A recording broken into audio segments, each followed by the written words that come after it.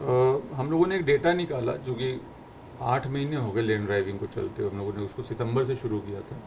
तो हमने 25 सितंबर से लेकर के अप्रैल 26 तक का डेटा लिया, उसी पार्ट का जो हमारे हाईवे का पार्ट था, और सेम हमने पिछले साल का 8 महीने का डेटा लिया।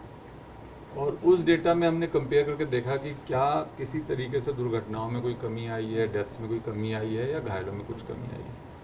इसमें और भी बहुत सारे फैक्टर्स होंगे, क्योंकि हम लोग केवल लेन ड्राइविंग ही नहीं कर रहे हैं वहाँ पे, हम लोग रॉन्ग साइड ड्राइविंग के भी रोज़ चालान कर रहे हैं वहाँ पे। हम लोग जो स्टेशनरी व्हीकल्स खड़े रहते हैं रोड के ऊपर, उसके ऊपर भी बहुत सारे चालान कर रहे हैं, रैश ड्राइविंग के ऊपर भी कर रहे हैं, और ड्रंकन ड्राइविंग के ऊपर भी कर रहे हैं। तो इस कारण से उनका भी इम्पैक्ट होगा।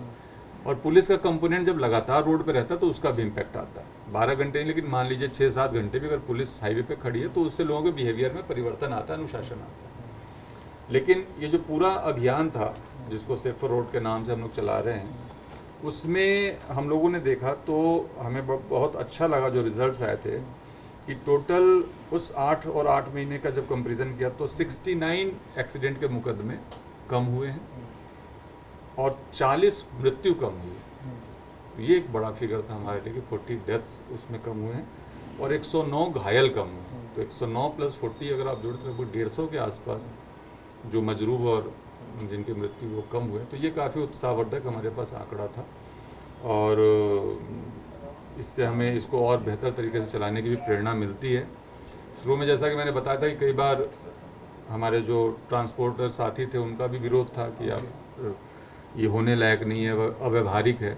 लेकिन उनका भी जो आया था प्रतिनिधिमंडल मिलने, वो भी इस बात को लेकर काफ़ी संतोष जाहिर कर रहे थे। ज़रूर उनकी फिर भी छोटी मोटी कुछ शिकायतें थी, बट वो संतोष जाहिर कर रहे थे कि एक तो हमारे एक्सीडेंट्स बहुत कम हो गए। ये तो वो एक्सीडेंट्स है जो कि FIR दर्ज होती है, लेकिन उसके अलावा भी हाईवे पे ट्रकों के छोटे मोटे टच होने वाले एक्सीडेंट्स खूब होते रहते हैं, जिनमें किसी को वो 2000 किसी को 5000 मुआवजा देकर उसको सेटल करते हैं। तो कहता है कि वो वाले मुकदमे हमारे बहुत कम हो गए कि ओवरटेक करते हुए, कट करते हुए एक्सीडेंट्स होते थे।